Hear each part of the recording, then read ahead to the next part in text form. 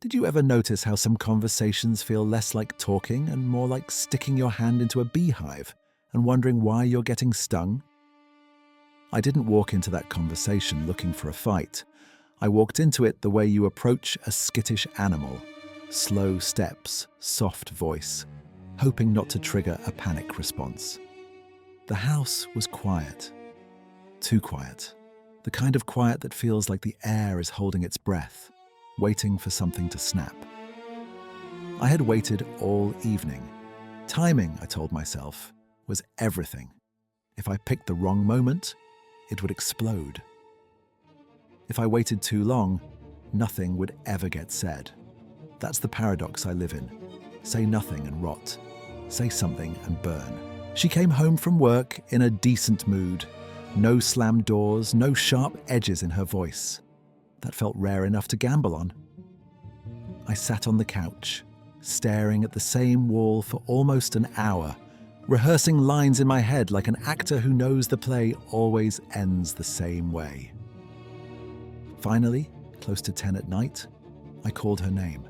She stepped out of her room, guarded but calm, like a deer pausing at the edge of a clearing. I kept it simple, neutral, just facts. Your mother is moving in 6 weeks. How do you feel about that? I don't know. That was the answer, or at least that's what she said. So I followed up, carefully, like tapping a cracked windshield to see if it holds. I know you don't want to move, but the date is approaching and will be here before you know it. How do you feel about that? 20 seconds. That's all it took. 20 seconds for the hive to explode. The volume spiked. The energy flipped. Suddenly the room was full of accusation and panic and outrage over the time of night, the workday, the unfairness of being asked to think about the future at all. The words blurred together, but the message was clear. How dare you ask me to deal with reality right now? It was like trying to reason with a swarm of bees. You can't negotiate with buzzing. You can't explain yourself to panic. Every sentence you offer just feels like another hand waving too close. This is the part people don't understand. From the outside, it looks like a simple conversation. From the inside, it feels like trying to defuse a bomb that's wired to explode the moment you touch it. So you freeze, you hesitate, you wait. And then you're blamed for waiting too long. She's in her late 20s, on paper, an adult. In reality, emotionally frozen somewhere around 12. Responsibility hits her nervous system like a fire alarm.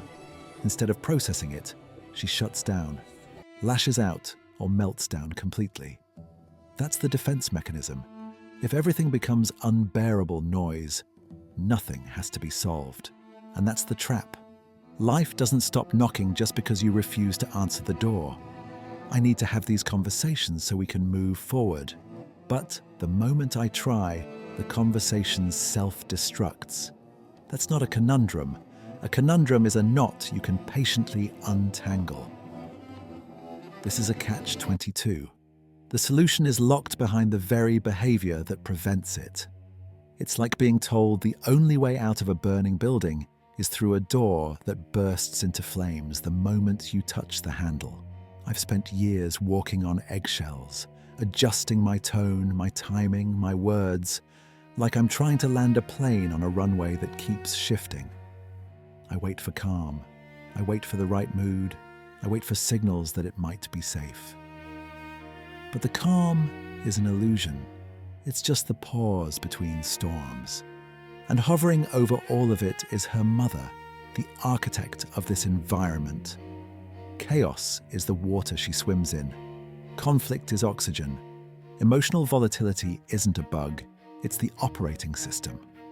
Watching them interact is like watching two mirrors facing each other, reflecting dysfunction back and forth until you can't tell where it started. Here's the realization that hit me hard. The meltdown isn't accidental. It's functional. It works. Every time she erupts, the conversation ends. The pressure disappears.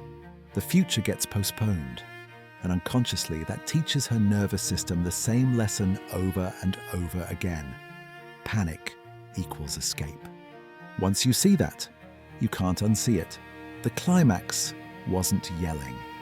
It was the silence afterward, the way the house settled back into uneasy stillness, like smoke after an explosion. Nothing resolved, nothing clearer. Just another layer of resentment added to the walls. That's when it really landed. I'm not dealing with isolated incidents. I'm living inside a system. And systems don't change because one person tries harder. They change when someone stops playing their assigned role. I can't keep trying to reason with a swarm of bees. I can't keep stepping into emotional minefields and pretending the explosions are surprises. And I can't keep sacrificing my future on the altar of someone else's refusal to grow up. The lesson is brutal, but simple. You can't save someone who uses chaos as a shield, and you can't build a future with people who panic at the sight of responsibility. If this story sounds familiar, stick around. These patterns repeat, and recognizing them is the first step to stepping out of them. Subscribe and watch the next chapter, because this isn't just about one conversation. It's about breaking the loop.